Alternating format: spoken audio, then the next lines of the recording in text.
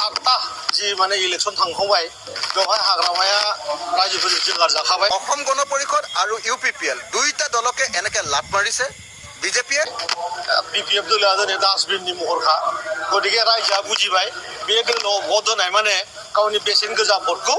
डास्टबिनाव गारनाय जायो गतिके बे बाराव सिडलियाव 1 लाखनिबो बारा जों माने भट मोनगोन बेयाव सियर जाना दं आरो BPF होनना जे दोलो दंबावो बे माने चिरां डिस्ट्रिक्टआवबो गैलिया आरो बाक्सायावथ' गैखायानो आरो चिराङाव जि साफा सानै दंमोन बिथांमोनाबो बुजिबाय আৰু সদায় ডাঙৰ পাৰ্টিবিলাকৰ এইটোৱে স্বভাৱ যেতিয়া যি সময়ত প্ৰয়োজন সেই সময়ত কটুৱাই আৰু যি সময়ত তেওঁলোকৰ অৱস্থা ভাল হৈ যায় বা যি সময়ত তেওঁলোকে ক্ষমতাত থাকে সেই সময়ত লাট মাৰি দিয়ে এতিয়া আচৰিত কথা যে একেটা সময়তে UPPL আৰু বিজেপিয়ে একেটা সময়তে আপোনালোকৰ BTC প্ৰশাসনটো চলাই আছে এতিয়া যেতিয়া ইলেকশ্যন আহিলে হঠাতে কৈ দিলে যে আমি UPPL ৰ লগত ইলেকশ্যন নেখেলো কেলে গোটেই BTAD এলেকাত UPPL ক খেদি লৈ তাত বিজেপিৰ মানে সংগঠন কৰিব লাগে এইটোৱে হ'ল বিজেপি দলৰ নীতি এইটোৱে হ'ল তেওঁলোকৰ মিত্ৰতাৰ ধৰ্মৰ প্ৰতি থকা তেওঁলোকৰ অশ্ৰদ্ধা আনহাতে অসম গণ পৰিষদক কৈ দিলে ইতিমধ্যে যে অসম গণ পৰিষদৰ লগত তেওঁলোকে পঞ্চায়ত নিৰ্বাচন একেলগতে নেখেলে বেচেৰাহঁতে ইমানকৈ চাওকচোন গোটেই অসম গণ পৰিষদটো জন্ম হৈছিলে বিদেশী খেদিবৰ কাৰণে অসম গণ পৰিষদে বিজেপিৰ লগত থাকিবৰ কাৰণে বেচেৰাহঁতে আনকি কাকো সমৰ্থন কৰি দিলে কাৰ পক্ষত বিদেশী আনিব লাগে বুলি যিখন আইন সেই আইনখনৰ পক্ষত আনকি ভোট দি দিলে বেচেৰাহঁতে গোটেই নিজৰ আদৰ্শ নিজৰ আঞ্চলিকতাবাদ নিজৰ জাতীয়তাবাদ অতুল বৰা কেশৱ মহন্ত সকলোৱে পৰিত্যাগ কৰি দিলে পৰিত্যাগ কৰি দিয়াৰ পাছত এতিয়া হঠাতে কৈ দিলে এতিয়া হঠাতে বিজেপিয়ে কৈ দিলে যেতিয়া ক্ষমতা পুৰা শক্তিশালী হৈ আছে তেওঁলোকে তেতিয়া বিজেপিয়ে কৈ দিলে যে নাই আমি পঞ্চায়ত নিৰ্বাচন অসম গণ পৰিষদৰ লগত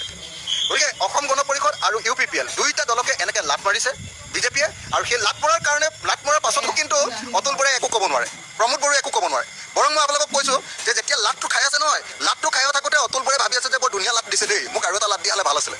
এনেকুৱা ধৰণৰ হৈ আছে পৰিস্থিতি অনুষ্ঠিত কৰিছে আৰু BTR অঞ্চলত ৰাভা ওমেন কাউন্সিলে কেন্দ্ৰীয় এটা অধিৱেশন অনুষ্ঠিত কৰাটো আমি খুব আনন্দিত হৈছোঁ আৰু তেখেতসকলক আদৰণি জনাইছিলোঁ আৰু আজি মই মুকলি সভাত থাকি আমাৰ ৰাভা জনগোষ্ঠীৰ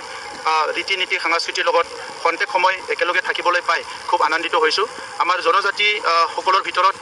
ৰাভাসকল অন্যতম আৰু ৰাভাসকলৰ নিজৰ এতিয়াও ভাষা সংস্কৃতি নিজৰ ৰীতি নীতি নিজৰ সাজ পোছাক খাদ্য চব নিজৰ হিচাপে আছে চ' সেই আইডেণ্টিটিটো আজিলৈকে ৰাভাসকলে জীয়াই ৰাখিব পাৰিছে দীঘলীয়া সময় এটা সংগ্ৰামৰ মাজেৰে ৰাভাসকলে আজি অস্তিত্ব ৰক্ষা কৰিছে আৰু আজিৰ পৃথিৱীত ৰাভাসকলে নিজৰ পৰিচয় জীয়াই ৰাখিব পাৰিছে ৰাভা ওমেন কাউন্সিলে যেতিয়াই কিবা সংগ্ৰাম হৈছে যেতিয়াই এটা আন্দোলন হৈছে ৰাভা জনগোষ্ঠীৰ কাৰণে কিবা এটা ডাঙৰ এটা প্ৰক্ৰিয়া হৈছে তাত সদায় অংশগ্ৰহণ কৰি আহিছে আৰু খুব এক্টিভলি অংশগ্ৰহণ কৰি আহিছে সেইকাৰণে মই তেখেতসকলক ধন্যবাদ জনাইছোঁ আৰু ৰাভা হাছং যিটো 6 চিডিউল কাউন্সিলৰ কাৰণে ডিমাণ্ড চলি আছে অসমত আৰু 3টা 6 চিডিউল কাউন্সিল ডিমাণ্ড চলি আছে ইতিমধ্যে অসম চৰকাৰে অনুমোদন জনাইছে চ' আমি আশা কৰোঁ যে ৰাভা হাছং 6 চিডিউল কাউন্সিলটো গঠন হ'ব আৰু তাত যিমানখিনি জনজাতিসকল আছে একেলগে ভালকৈ একেলগে সহবাসস্থান হিচাপে এক্সিষ্ট কৰিব পৰা নতুন এটা পৰিৱেশ ভাৰত চৰকাৰ আৰু অসম চৰকাৰে কৰি দিব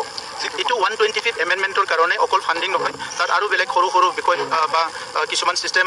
ষ্ট্ৰীমলাইন কৰাৰ কথাবিলাক আছে আৰু সেইটো কৰিলে 6 চিডিউলটো ষ্ট্ৰেংথেন হ'ব 6 চিডিউলটো জন্ম হোৱাৰ পৰা এতিয়ালৈকে এমেণ্ডমেণ্ট হোৱা নাই সেইকাৰণে এমেণ্ডমেণ্ট কৰাৰ খুব দৰকাৰ আছে তাত আমাৰ যিটো ডিফেকশ্যন ল' সেইটো লাগু নহয় তেনেকুৱা বহুতখিনি বিষয় আছে সেই বিষয়বিলাক তাত আছে আৰু কেন্দ্ৰীয় চৰকাৰ ৰাজ্য চৰকাৰবিলাক আমি কৈছোঁ যে এইটো এমেণ্ডমেণ্টটো সোনকালে হ'ব লাগে আৰু কেন্দ্ৰীয় গৃহমন্ত্ৰী ডাঙৰীয়াই কথা দিছে সেইটো সোনকালে সেইটো এমেণ্ডমেণ্ট কৰা হ'ব আমাৰ মুখ্যমন্ত্ৰী ডাঙৰীয়াই উত্তৰ পূৰ্বাঞ্চলৰ প্ৰথম মুখ্যমন্ত্ৰী যিজনে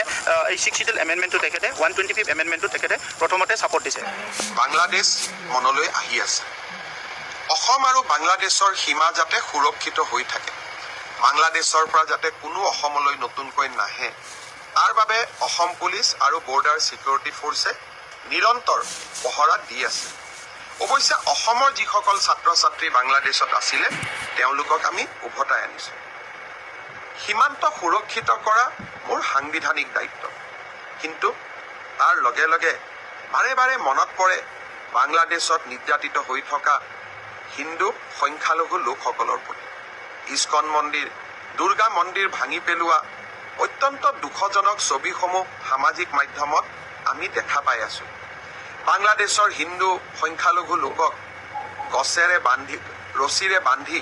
গছত ওলোমাই নিৰ্মমভাৱে হত্যা কৰা দৃশ্যও সামাজিক মাধ্যমত আহি আছে অলপ আগতে শুনিলোঁ ধৰ্ম নিৰপেক্ষতাকে জীৱনৰ ব্ৰত হিচাপে গ্ৰহণ কৰা বাংলাদেশ কমিউনিষ্ট পাৰ্টিৰ এজন হিন্দু কমৰেড নেতাকো হত্যা কৰা হ'ল অৱশ্যে কথাবোৰ কিমান সঁচা কিমান মিছা ময়ো নাজানো সামাজিক মাধ্যমত পোৱা ঘটনা ভগৱানক কামনা কৰিম যাতে সকলো কথাই মিছা হয় আমি সহনশীল হ'ব লাগিব